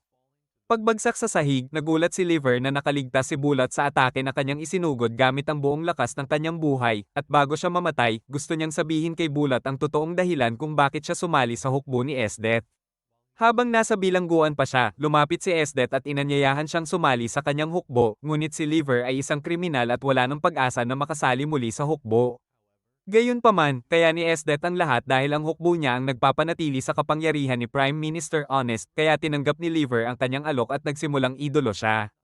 Umiiral siya para lamang paglingkuran si Esdeath at sa pamamagitan ng pagpoison kay Bulat gamit ang droga na ginamit niya kanina, natapos niya ang kanyang misyon. Nang tuluyan ng mamatay si Liver, nagsimulang samuka ng dugo si Bulat dahil sa lason, ngunit sinabi niya kay Tatsumi na hindi pa tapos ang laban dahil buhay pa si NYAU. Naglalakad dito patungo sa kanila habang tumutugtog ng flute at ipinakita na kaya niyang gamitin ang instrumento upang mag-transform bilang higanti. Kahit na hindi niya ginagamit ang kapangyarihang iyon, natatalo pa rin si Tatsumi, kaya nagtataka siya kung paano siya lalaban ngayon. Dahil alam yun, inialok ni Bulat kay Tatsumi ang susi ng Inkersho, at natawa si NYAU dahil alam niyang napakalaki ng stress na ibinibigay ng Inkersho sa gumagamit nito, kahit sinong normal na tao ay mamamatay kung isuot niya ito. Nag-alinlangan si Tatsumi, kaya sinampal siya ni Bulat sa mukha at sinabi na karapat-dapat siyang gamitin ang relic. Kahit ganoon, kailangan pa rin maging compatible si Tatsumi sa Inkersho para magamit ito, kaya sinabi ni Bulat na na-mesmerize siya sa unang pagkakataon na nakita ang Inkersho, at dahil dito, naniniwala siyang kayang gamitin ito. Nang kunin niya ang susi, sumugod si NYAU kay Tatsumi para patayin siya bago siya pumatay sa sarili, ngunit nagawa niyang masummon ang armor. Nagsimulang magbago ang anyo nito upang umangkop sa katawan ni Tatsumi, at ipinaliwanag ni Bulat na ang Inkersho ay ginawa mula sa purified raw materials ng pinakamalakas na halimaw sa kasaysayan at buhay pa ito sa loob ng susi. Nang matapos ang transformation, ramdam ni Tatsumi ang napakalakas na kapangyarihan na dumadaloy sa kanya, at nang sumugod si NYAU. Ginawa rin niya yon, at nagbanggaan ang kanilang mga suntok. Ngunit mas malakas ang suntok ni Tatsumi, at napapalo niya si NYAU papunta sa barko ng sobrang lakas na nawasak ang buong katawan nito. Sa huling natitirang lakas, sinabi ni Bulat kay Tatsumi na patuloy na lumaban at siya'y pumanaw. Nagpasalamat si Tatsumi kay Bulat sa lahat ng gabay, at nangako na magsisikap at magiging mas malakas. Bumagsak siya sa sahig at nagsimulang umiyak ng labis. Kasabay nito, nakaupo si Kurom, kapatid ni Akame. Sa tuktok ng bundok ng mga bangkay nang dumating ang isang sundalo at sinabi na siya ay sinumon sa kabisera upang maging bahagi ng bagong unit ni Esdeath. Makalipas ang ilang araw, ganap nang gumaling si Mine, at matapos maligo, pumunta siya sa training ground upang maghanap ng makakatrain sa kanya. Nasa training ground na sina Tatsumi at Lobak habang nakaupo sina Akame at Leon sa ibabaw nila, at ibinahagi ni Tatsumi na pinipilit niya ang sarili niya ng husto dahil malaki ang naubos na lakas niya mula sa Inkersho. Mabuti rin na nagsasanay si Lubbock dahil dalawa na lang silang lalaki sa squad at kung may pagkakataon siyang makakuha ng babae, ito na siguro ang tamang oras. Nang tinukso siya ni Leon na mas kaunti ang nagawa niyang push-ups kumpara kay Tatsumi, sinabi ni Akame na dahil iyon sa pagkakaiba ng timbang nila at sinampal siya ni Leon sa ulo dahil sa sobrang pagiging diretso. Nang makipagkita sa kanila, ipinahayag ni Nodge Enda na pupunta siya sa Revolutionary Army Headquarters para ibigay sa kanila ang 3 Imperial Relics na nakuha nila mula sa Three Beasts. Iniwan niya si Akame na in charge at sinabi na plano rin niyang kumuha ng reinforcements para tumaas muli ang kanilang fighting power. Nang humingi ng paumanhin si Tatsumi sa pagiging useless, sinabi ni Nodge Enda na natalo niya ang Three Beasts na itinuturing na isa sa pinakamalakas sa kabisera, at dahil malaki ang pinsala na natamo ng hukbo ni Esdeath. Mahusay ang nagawa niya. Ligtas ang lahat ng pasahero ng barko, at ang pagkamatay ng Three Beasts ay makapagliligtas sa libu-libong sundalo ng Revolutionary Army kapag nagsagawa sila ng infiltration sa kabisera. Ayaw ni Leon na palakihin ang ego niya, pero sinabi na minsang nabanggit ni Bulot kung gaano kalakas si Tatsumi at inakala niyang madali niyang malalampasan ito balang araw. Nakapagpasaya yon ng kaunti kay Tatsumi, at bago umalis, pinayuhan siya ni Nodge Enda na maging lalaking gusto ni Bulot na maging siya. Samantala, bumisita si Esdeath sa mga libingan ng kanyang mga yumaong kasamahan, at kahit na iniisip niyang namatay sila dahil hindi sila sapat ang lakas, gusto pa rin niyang maghiganti at bumuo ng bagong unit para gawin iyon. Si Wave, isang lalaki mula sa isang fishing village na malayo sa kabisera, ay bahagi ng unit na iyon, at nang pumunta siya sa kabisera, nahirapan ang lahat dahil sa kakaibang aura niya bilang tagalalawigan. Nang pumunta sa Royal Castle, natuwa siyang makita ang kanyang mga bagong kasamahan. Pero nang makita si Bowles na nakaupo mag-isa, natakot siya dahil sa nakakatakot na maskara nito at naupo ng malayo. Patuloy na tinitingnan siya ni Bowles kaya nanginginig ang buong katawan ni Wave.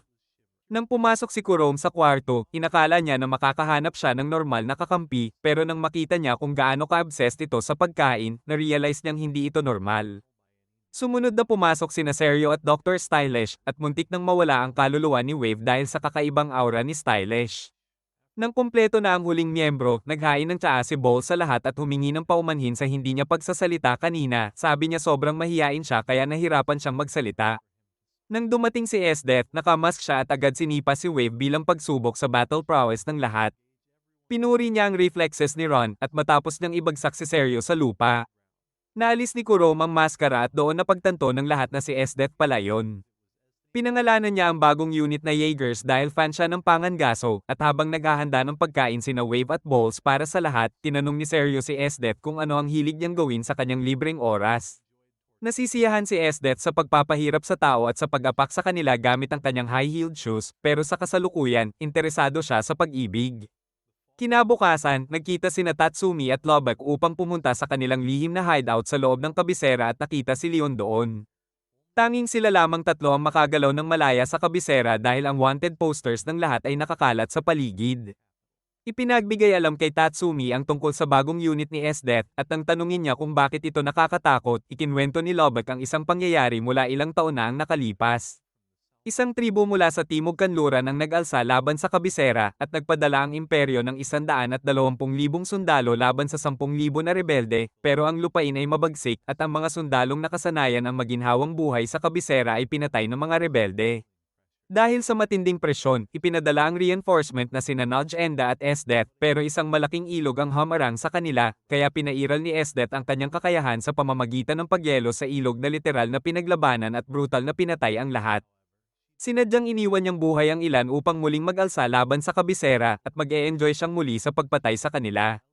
Nang malaman niyang natakot kahit si Leon sa kanya, naisip niya kung gaano kalupit si Esdeath, kaya iminungkahi ni Lubbock na pumunta siya sa martial arts tournament na isinponsor ni Esdeath. Nang magsimula ang torneo, ibinigay ng mga fighters ang lahat upang manalo sa malaking cash prize, pero nabagot si Esdeath dahil sa tingin niya lahat sila ay pangkaraniwang mandirigma. Sa final ng torneo, nakaharap ni Tatsumi ang monster human na si Ball, at nang magsimula ang laban, sinubukan itong durugin si Tatsumi gamit ang kamao, pero tumalon si Tatsumi sa hangin at itulak ito pabalik gamit ang sipa.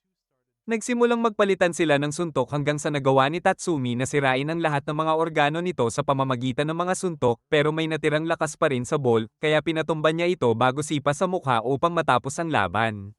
Sinabi ni Ran na napakahusay niya. Habang nahulog ang loob ni Esdeath kay Tatsumi nang makita ang kanyang ngiti. Pumasok sa ring si Esdet at pinuri ang pagsisikap ni Tatsumi, at bilang gantimpala, ginawa siyang alipin sa pamamagitan ng paglalagay ng kwelyo sa kanyang leeg. Nang lumaban siya, pinatay siya ni Esdet gamit ang isang malakas na chop sa leeg, at ipinaalam ni na Lobek at Leon sa lahat na siya ay dinukot. Gusto agad ni Akame na iligtas siya, pero nang sabihin ni Mai na magiging tanga kung gagawin iyon agad. Pumayag siyang magplano muna ng maayos. Nang gabing iyon, dinala ni Esdet si Tatsumi upang salakayin ang isang kastilyo bilang backup member ng Jaegers at para obserbahan ang laban. Agad na gustong tumakas si Tatsumi pabalik sa kanyang mga kaibigan pero hawak siya ni Esdet at naisip niyang nakatali na siya sa kanya magpakailanman. Nang makatagpo ng Jaegers ang mga rebelde sa kastilyo, ginamit ni Seryo ang Koro para maglagay ng drill sa kanyang metal arm at ginawang durog na karne ang mga ito. Pagkatapos, nilagyan niya ang malaking kanyan para buksan ang mga gate ng kastilyo, at natuwa si Stylish sa magandang paggamit ni Seryo sa kanyang trabaho. Pinatay ni Kurom ang mga sundalo sa gate, at pinatay naman ni Wave ang isa na malapit ng barilin si Kurom. Nilamon ni Balls gamit ang kanyang flamethrower ang natitirang sundalo sa kastilyo. Habang si Ran naman ang humarap sa mga nagtangkang tumakas. Hindi nagtagal, nakuha nila ang buong kastilyo. Nang makita si Tatsumi na namamangha sa lakas ng Jaegers, inalok siya ni Esdet na turuan siya mismo. Sa sorpresa niya, naging mabait si Esdet sa kanya dahil ito ang unang beses niyang maramdaman ang pag-ibig. Dahil dito, naisip ni Tatsumi kung kaya niya ba siyang kumbinsihin na sumama sa kanila at ialay ang sarili sa pagbagsak ng imperyo. Sa loob ng kastilyo, naupo si Tatsumi sa kama ni Esdet habang siya ay naliligo. Gusto niyang manguna sa sitwasyon, pero nang lumabas si Esdet na halos walang takip sa katawan, nawala agad ang kanyang kontrol at tuluyang napahiya siya. Hindi alam ni Esdet kung paano susunod ang mga pangyayari, kaya inalok niya si Tatsumi na gawin ang gusto niya sa katawan niya. Pero ginawang sablay ni Tatsumi ang pagkakataon. Sa halip na kumilos, tinanong niya kung gusto ba talaga siya ni Esdet.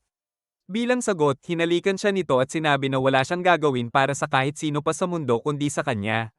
Sinabi ni Tatsumi na kinamumuhian niya ang imperyo sa kasalukuyang anyo nito, kaya iniisip niyang sumali sa Revolutionary Army at gusto niyang makipaglaban si Esdet sa kanyang tabi upang palayain ang imperyo mula sa katiwalian.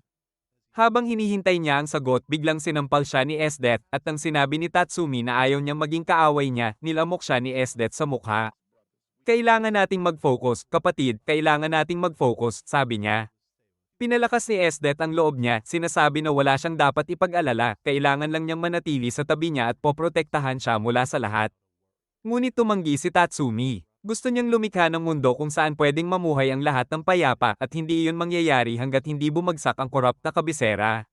Hindi tulad niya, hindi iniintindi ni Esdet ang mahihina, naniniwala siya sa survival of the fittest. Kaya sinabi ni Tatsumi na hindi niya kayang mahalin ang ganitong tao at hinihimok siyang baguhin ang kanyang prinsipyo kung totoong mahal siya. Gustong-gusto ni Esdet kung gaano siya ka-cute kapag galit pero tumanggi siyang baguhin ang sarili para kay Tatsumi at sinabi na siya ang gagawa kay Tatsumi na maging tulad niya. Tumanggi si Tatsumi kahit na pinahirapan siya nito at dahil sa katatagan niya. Lalo pang lumalim ang pagmamahal ni Esdet sa kanya. Nagtaka siya kung ano pa ang kailangan niyang gawin para mapasagot ang puso ni Tatsumi. Sa pansamantala, binago ni Esdet ang usapan at sinabi na gusto niyang magpahinga. Pumunta si Tatsumi sa sofa pero hinayla siya pabalik kaya nagpaumanhin siya at sinabi na gusto niyang maligo. Pinagbantaan siya ni Esdet na huwag subukang tumakas dahil iyon ay magiging kamatayan niya. Kinabukasan, ipinakilala ni Esdet si Tatsumi sa lahat ng maayos. Nang ipagmalaki ni Balls ang kanyang masayang kasal, humingi si Esdet ng payo kung paano niya makukuha ang puso ni Tatsumi. Pinayuhan siya ni Balls na maging persistent dahil 2 beses siyang tinanggihan bago tinanggap ng kanyang asawa ang proposal niya. Isinulat ni Esdet ang lahat sa kanyang diary. Sa sumunod na mga araw, nahirapan si Tatsumi kahit matulog dahil gabi-gabi ay yakap siya ni Esdet parang body pillow. Nang makita niya si Kurom, nagulat siya sa pagkakahawig nito kay Akame at mas lalo pa itong naging halata dahil sa sobrang hilig ni Kurom sa pagkain, kaya sinabi niya sa kanya na sobrang kahawig niya ng kapatid. Ipinakita ni Kurom na siya ang nakababatang kapatid ni Akame at gusto niyang makita ito muli para patayin dahil sa pagtataksil nito sa kanya at sa imperyo. Pagdating sa conference room, inutusan ni Esdet ang lahat na maghanda para manghuli ng mga halimaw sa loob ng ilang araw at naisip ni Tatsumi na ito na ang perpektong pagkakataon para makatakas. Ayon sa utos ni Esdet, sinamahan siya ni Wave at dahil alam niya kung gaano kahirap ang buhay ni Tatsumi sa kasalukuyan, inalok niya itong makipag-usap sa kanya kahit kailan niya gusto. Habang nagkukwentuhan tungkol sa pagkakapareho ng kanilang mga problema, hinugot ni Tatsumi ang kanyang espada at nailigtas si Wave mula sa isang halimaw na nakahandang salakayin siya. Magkasama nilang natalo ang isang grupo ng mga tree-like monsters. Pagkatapos noon, nagtangkang tumakas si Tatsumi gamit ang Inkersho. Iniisip kung ano ang gagawin ni Esdet sa kanya kung hindi niya maibalik si Tatsumi, isinangkot ni Wave ang Grand Chariot, isang armor na kahawig ng Inkersho. Nang mahuli niya si Tatsumi, ibinunyag niya na ang Inkersho ay prototype na ginawa para sa kanyang Grand Chariot. Ngunit hindi niya alam na si Tatsumi pala ang nasa loob ng armor na pag-aari ng isang miyembro ng Night Raid. Sa halip na makipaglaban, nagtangkang tumakas si Tatsumi pero pinigilan siya ni Wave at sinuntok sa dibdib sa isang rock wall. Nais ni Tatsumi na lumaban pero ayaw niyang pabayaan ang emosyon niya at muling nagtangkang tumakas. Sa ere, pinabagsak siya ni Wave sa ilog gamit ang sipa, at nang hindi siya lumitaw, inisip ni Wave na sumama siya sa agos at lumangoy palayo, kaya sinundan niya ang ilog, hindi alam na nag-invisible pa rin si Tatsumi at nasa parehong lugar. Ngunit sobra na ang pinsalang natamo ni Tatsumi para makagalaw, at nahirapan siyang bumangon nang lumitaw ang isang S-rank na halimaw. Pero hinati ni Akame ang mukha ng halimaw sa gitna, at humingi ng pasensya si Tatsumi sa kanya dahil pinahirapan niya ang lahat para iligtas siya. Kaya sinampal siya nito sa ulo at sinabi na iyon ang pinakamababa nilang magagawa para sa kanya. Sinimulang buhati ni Leon silang dalawa palayo sa panganib at pinarusahan si Wave ni Esdet sa pagpalya niya sa paghuli kay Tatsumi at sa hindi pagdakip sa miyembro ng Night Raid. Binalaan siya na huwag na muling mabaigo dahil sa susunod ay personal siyang isasama sa torture chamber ni Esdet at poprotektahan sa sobrang sakit. Nang wala na si Tatsumi, tinanong ni Ron si Esdet kung ano ang gagawin nila kung bumalik siya bilang kaaway. Kaya sinabi niya na prayoridad ang dakpin siya ng buhay, pero pwede siyang patayin kung hindi ito posible. Pagbalik sa hideout, ipinaalam ni Tatsumi sa lahat ang kanyang nalaman tungkol sa Jaegers at kay Esdet, at tinanong si Akame kung bakit hindi siya tumakas kasama ang kanyang kapatid. Sinabi niya na inanyayahan niya si Kurome sumama, pero sobrang tapat ito sa imperial na kaharian kaya itinuring niyang traidor ang kapatid at gusto siyang patayin. Nang tanungin ni Mine kung gaano sila kalakas, ibinahagi ni Tatsumi na bawat isa sa Jaegers ay kasing lakas nila, pero si Esdet ay nasa ibang antas. Hindi gusto ni Akame na mag-alala ang iba para sa kanya dahil kailangan lang siyang hiwain ng isang beses gamit ang kanyang cursed katana at tuluyan na siyang mawawala. Kasabay nito, sinundan ni Dr. Stylish ang amoy ni Tatsumi at natagpuan ang hideout ng Night Raid. Lahat, maliban kay Leon, ay nahulog sa unconscious pagkatapos magdiwang sa pagbabalik ni Tatsumi buong gabi at pumunta si Leon sa isang pond sa labas para magbuhos ng tubig sa mukha. Ngunit pinatay siya ng isang lalaki na tinatawag na Trooma at ipinasa ni Mimi ang impormasyon kay Stylish gamit ang kanyang malalaking tainga. Nang dumating ang mga umaatake sa hideout, nagmadaling ipaalam ni Lobak sa lahat pero hinarang siya ng isang kaaway na nakakostume ng pinakakanasusuklem na damit. Sinakal siya ni Lobak gamit ang kanyang crosstail pero hindi ordinaryong tao ang lalaki at pinahihit niya mismo ang leeg niya para saktan si Lobak. Nagawa namang ipagtanggol ni Lobak ang sarili sa pamamagitan ng pagbalot ng katawan niya sa mga wire at nang lumapit muli ang kaaway, ginawang sibat ang wire at tinusok ang puso nito. Parang hindi sapat ang isang cross-dressed femboy, isang buong hukbo pa ang dumating laban kay Lobak kaya tumakas siya habang sobrang natatakot. Dumating si Akame para protektahan siya. At sa isang kisap mata, hinati niya lahat ng kaaway sa maliliit na piraso. Lumabas si Toby para labanan siya mismo. Ginamit niya ang isang pader para tumalon at subukang hiwain si Akame gamit ang mga blades na nakakabit sa buong katawan niya at nang subukang tulungan siya ni Lobak, hinarang siya ng dalawang nakakatakot na lalaki. Samantala, lumaban si Tatsumi sa labas ng hideout at lumitaw si Koko na may hawak na Imperial Army Shield. Nilapitan siya ni Tatsumi ng galit at tinamaan gamit ang espada. Pero sinira ito ni Koko at nasugatan pa ang braso niya gamit ang gunting. Alam na ni Dr. Stylish kung sino-sino ang mga miyembro ng Night Raid, kaya nagpadala siya ng mga kaaway na tugma para sa bawat isa, pero marami siyang foot soldiers ang napaslang. Hindi niya ito pinansin dahil marami pa siyang sundalo sa kanyang secret lab. Nilapitan ni Tatsumi si Koko at sinabing ibigay ang Imperial Relic ni Shield pero itinutulak siya nito at sinaway siya ni Mine dahil lagi itong sloppy. Tumalon si Koko sa ere para hiwain si Mine, iniisip na hindi siya masasaktan ng air gun pero pinawi siya ni Mine gamit ang pumpkin at nakuha ang Imperial Relic ni Shield. Habang hawak niya ito, damaloy ang luha sa kanyang mukha at ipinaalam ni Mimi kay Stylish na napaslang na si Koko at karamihan ng kanilang foot soldiers. Biglang nakaramdam siya ng may paparating mula sa itaas. At sinadya pala yun na nakasakay sa isang halimaw kasama ang dalawang bagong kaalyado. Sa loob ng hideout, naputol ni Akame ang braso ni Toby, pero walang epekto ang curse dahil metal ang katawan niya. Ginamit niya ang nakatagong espada sa braso para umatake kay Akame at sinubukang pumutok sa ulo niya gamit ang baril sa bibig, pero naputol pa rin ni Akame ang dalawa pang bahagi ng katawan niya habang nakakaiwas sa mga atake, at tinusok siya ni Lobak gamit ang sibat. Nang malaman niyang malapit na siyang mapatay, tinanong niya si Akame kung bakit siya mahina kumpara sa kanya, kaya sinabi ni Akame na dahil sa metal na katawan niya, naging pabaya siya, at pinutol niya ang ulo nito. Habang pinagmamasdan ni Tatsumi at Mine si Nodge Enda, sinubukang patayin sila ni Trooma, pero naipasok sa huling segundo ni Leon ang sipa sa mukha niya. Habang sinasakal niya para patayin, ginamit ni Trooma ang blade na nakatago sa kanyang bots para umatake kay Leon, pero nahuli ito ni Leon gamit ang kanyang ngipin at pinaslang siya sa pamamagitan ng pagbagsak sa lupa.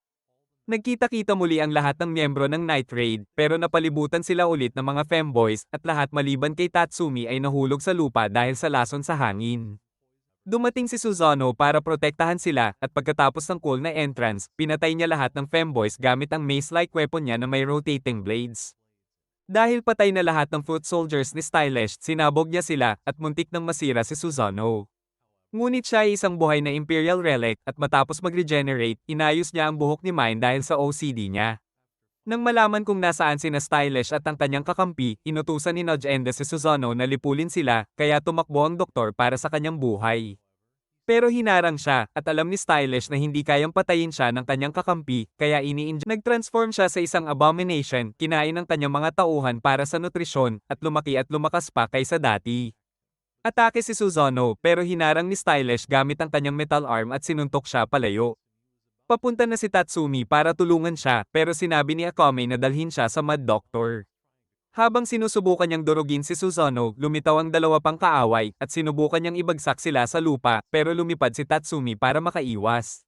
Sinubukan ni Akame umatake, pero hindi niya maputol ang metal-like skin ng kaaway, at nang malapit ng hampasin sila, ginamit ni Mine ang pumpkin para pabagsakin siya sa lupa. Tumakbo si Tatsumi sa katawan ng kaaway kasama si Akame, at sinubukan ni Stylish pigilan sila, pero hinarang ni Susanoo ang atake niya, at itinapon ni Tatsumi si Akame sa tunay na katawan ni Stylish, na pinahintulutan siyang hiwain ang dibdib nito. Nang magsimula ng kumilos ang curse ng katana ni Akame, namatay si Stylish sa loob ng ilang segundo. At mukhang masaya ang lahat dahil walang nasawi. Matapos matalo ang doktor, sinakay ng lahat ang tamed monster ni Nodge Enda, at nakilala nila ang bagong miyembro na si Chelsea. Dinala ni Nodge Enda ang lahat sa Marg Highlands, isang lugar na tinitirhan ng mga halimaw at perpektong lugar para magtago dahil walang tao. Ipinakilala ni Chelsea ang sarili sa lahat, at pagkatapos niyang bigyan si Akame ng isang bagay na sipsipan, agad itong naging paborito niyang subordinate. Ngunit inisip ni Tatsumi na hindi mukhang assassin si Chelsea, kaya ipinaliwanag ni Nodge Enda na sobrang talentado siya at halos pareho ng confirmed kills kay Akame. Samantala, si Susanoo ay Imperial Relic ni Nodge Enda na ibinigay sa kanya ng Revolutionary Army at kayang gawin ang lahat ng utos niya. Nang sinubukan ni Tatsumi kamustahin siya, na-trigger ang OCD niya nang makita na nakalabas ang shirt sa ilalim ng sweater, kaya inayos niya ito agad. Dahil kayang gawin ang lahat ni Susanoo, gumawa siya ng literal na kamanghamanghang bahay sa loob ng ilang minuto, at pagkatapos linisin ang damit ng lahat, naghanda pa siya ng pagkain para sa kanila. Masaya si Tatsumi na nagkaroon siya ng dalawang maasahang kasama, pero hindi niya alam na hindi kailanman magkakasundo ang kanyang mas matatandang kaalyado sa kanila. Tinutokso ni Chelsea si Mine dahil sa flat na katawan nito, at sinusubukan ni Lobak patunayan na mas malakas siya kaysa kay Susanoo. Kasabay nito, ipinaalam ni Ron kay Esdet na sinaliksik niya ang tirahan ni Dr. Stylish, pero wala siyang nahanap na bakas tungkol sa kinaroroonan nito, at lahat ng eksperimento at kagamitan nito ay naroon pa rin. Napagtanto ni Esdet na hindi ito tumakas, kaya naisip niyang baka napatay ito ng mga kaaway at nakaramdam ng awa para kay Kurom. Kahit kumikilos siyang maayos, hindi makontrol ni Kurom ang damdaming nakapaloob sa kanya. Kaya nang magsimulang umiyak, niyakap siya ni Esdet. Nangako siya na tutuperin ang hiling niya na patayin lahat ng miyembro ng Night Raid, at habang papunta si Wave para pasayahin siya, nakita niya ang dalawang babae na niyayakap ang isa't isa at naisip na mas mabuting huwag makialam. Sa hideout ng Night Raid, ipinaalam ni Nodge Enda sa iba na pinapalakas ng imperyo ang kanilang puwersa, kaya kailangan nilang mag-training para maging malakas para sa araw ng revolusyon. Kinabukasan, nahuli ni Susanoo ang isang malaking isda, at matapos kainin ito ng lahat, tinanong ni Tatsumi si Nodge Enda kung bakit pinakawalan ng Revolutionary Army ang isang ganitong kapaki-pakinabang na relic. Ipinaliwanag niya na matagal ng dormant si Susanoo at nag-activate lamang nang lapitan siya ni Nojenda. Samantala, kumakain si Mai ng cake habang nakikipag-usap kay Lobite at nang lumitaw ang isang pusa, inalok niya ito ng cake pero si Chelsea pala iyon na ginamit ang kanyang Imperial Relic para kunin ang cake mula sa kanya. Kinabukasan, nakipaglaban sina Tatsumi at Leon sa mga dinosaur-like na halimaw na lumapit sa kanilang hideout. Nang i-summon niya si Nuntot para hatiin ang dalawa sa kanila, nagulat si Leon dahil lumalakas siya araw-araw.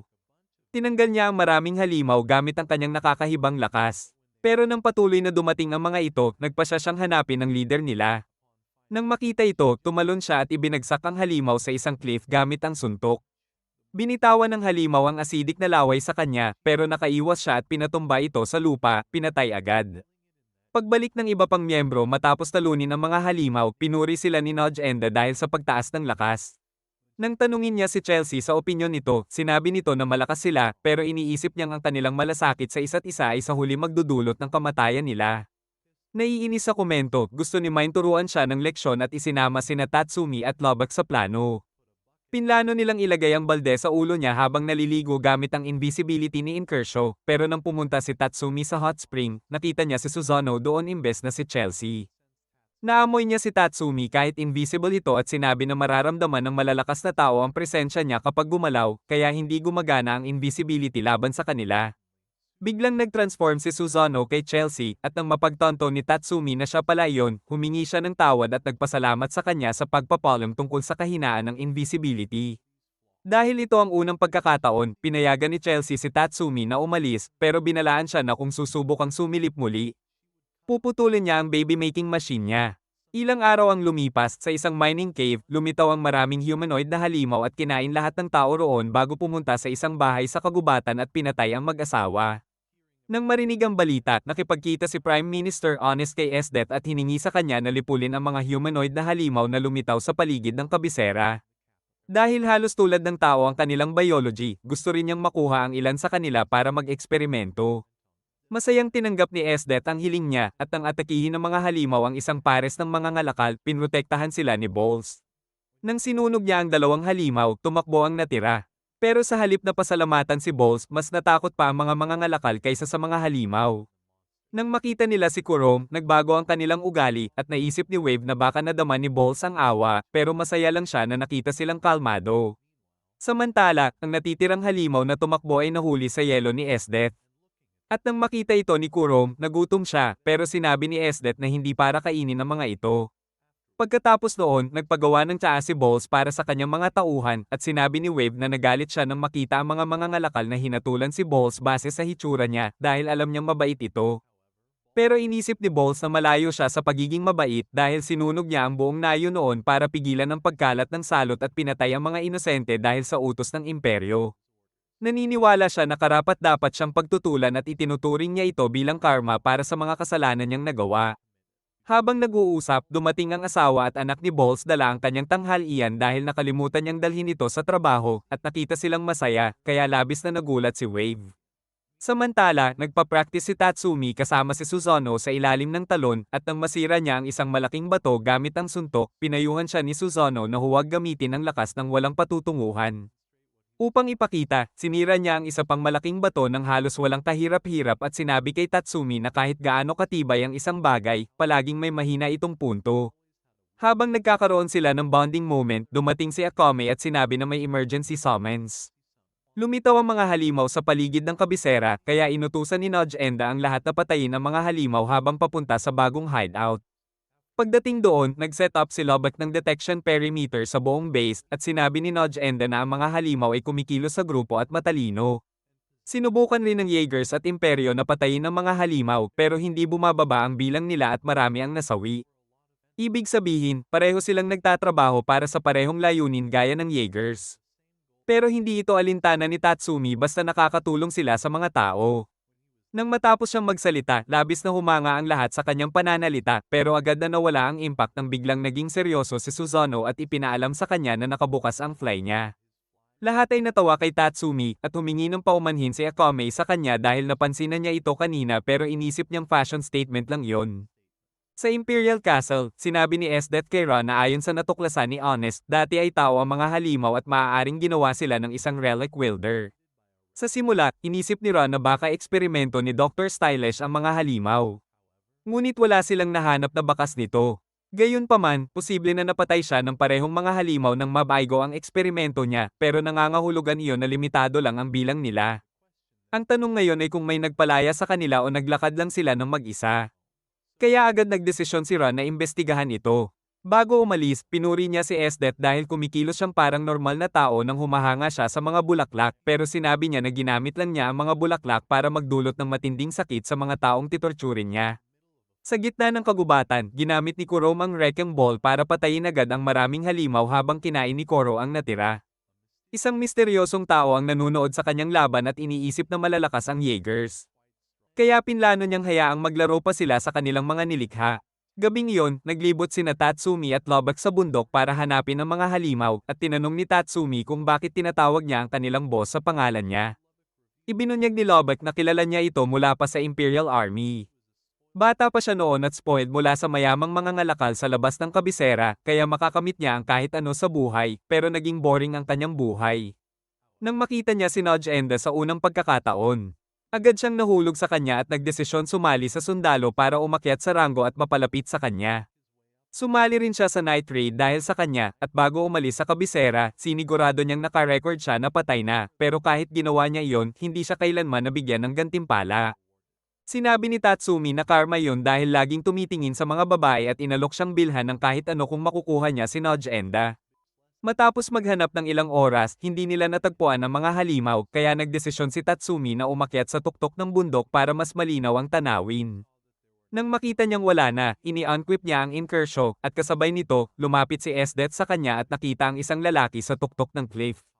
Walang pag-aalinlangan, bumagsak siya sa bundok upang patayin kung sino man yon. Pero nang lumabo ang alikabok, napagtanto niyang si Tatsumi pala yon.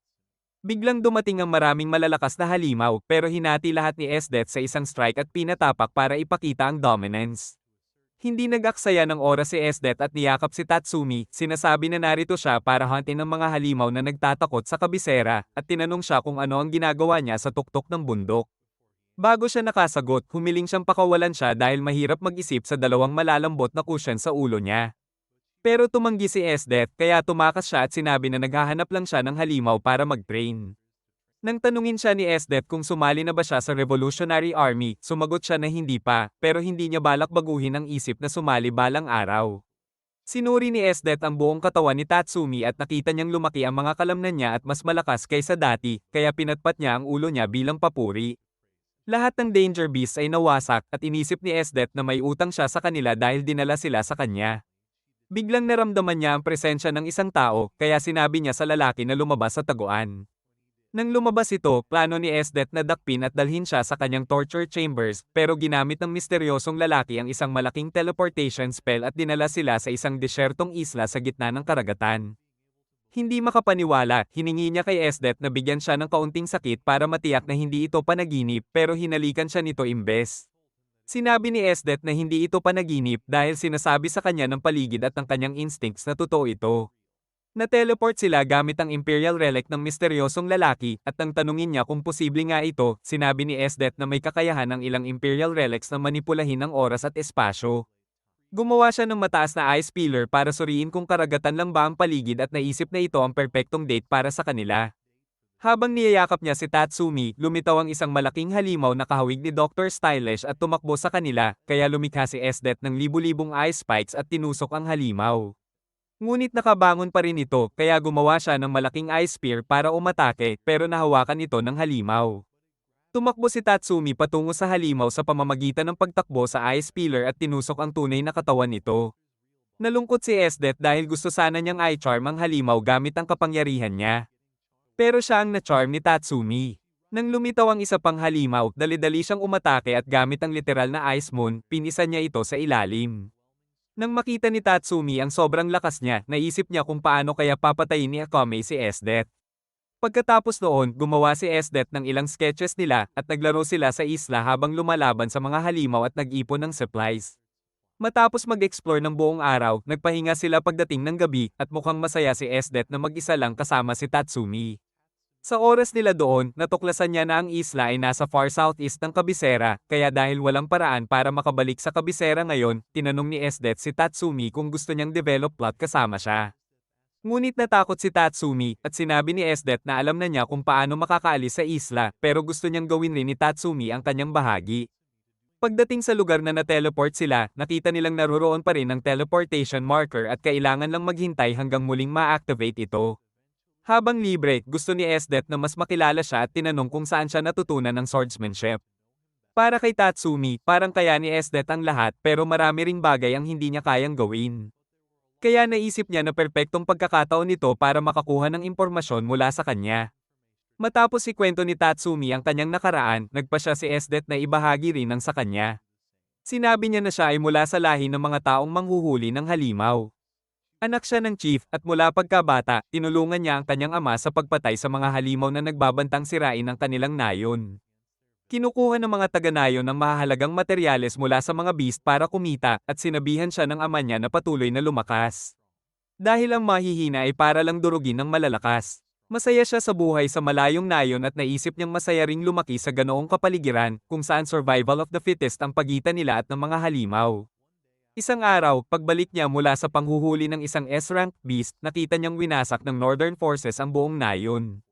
Sinabi sa kanya ng isang lalaki na nagpakita ng kabayanihan ang ama niya sa pagpatay ng marami sa kanila, pero kalaunan ay napagtagumpayan siya. Sa huling salita nito, pinaalalahanan siya na patuloy na lumakas dahil namatay sila dahil mahina. Sa ilang panahon, nanghuli siya ng halimaw mag-isa, pero nang hamina ang biktima, nagdesisyon siyang sumali sa military sa kabisera, at simpleng paglipat lang mula sa pagpatay ng halimaw patungo sa pagpatay ng tao. Nang marinig ang kanyang kwento, inisip ni Tatsumi na inatake niya ang Northern Race dahil sa ginawa nila sa kanyang nayon, pero para kay Esdet, sila ay simpleng kaaway na banta sa kabisera. Nagluksa siya para sa ama niya, pero sa huli, iniisip niyang namatay ito dahil sa kahinaan. Nang maging general siya sa Imperial Army, oras na para pumili ng Imperial Relic para sa sarili, at natuklasan niya ang isang relic na ginawa mula sa extract ng Demon King. Ngunit lahat ng sumubok uminom nito ay nabaliw. Kaya inisip ni Honest na hindi sulit ang panganib. Pero pinilit ni Esdet na subukan ito at ininom lahat ng extract. Nang mag-react ito sa kanyang katawan, narinig niya ang mga boses na nagsasabi na sirain at patayin ang lahat at naintindihan niya kung bakit nabaliw ang mga nauna. Pero sa sobrang sadistic niya, wala itong gaanong epekto, at tuluyang naging isa siya sa kapangyarihan ng Demon King. Nang tanungin siya ni Tatsumi kung na-develop ang kanyang hilig sa torture dahil sa extract. Sinabi niya na bago pa man, hilig na niya yon, kaya naisip ni Tatsumi na hindi niya siya kailanman makukumbinsi na sumali sa kanila. Plano ni Esdet na lisanin ang isla sa likod ng isang halimaw, kaya nang makita niya ang lumilipad na halimaw, tumakbo siya patungo rito. Pero sabay ding nagbukas ang teleporter. Inisip ni Tatsumi na umalis mag-isa, pero nagdesisyon siyang suklian ang utang at sinabi ito kay Esdet. Ngunit nang na-teleport siya sa tuktok ng bundok, hindi niya makita si Tatsumi. Dahil nakaupo ito ng invisible at hindi gumagalaw.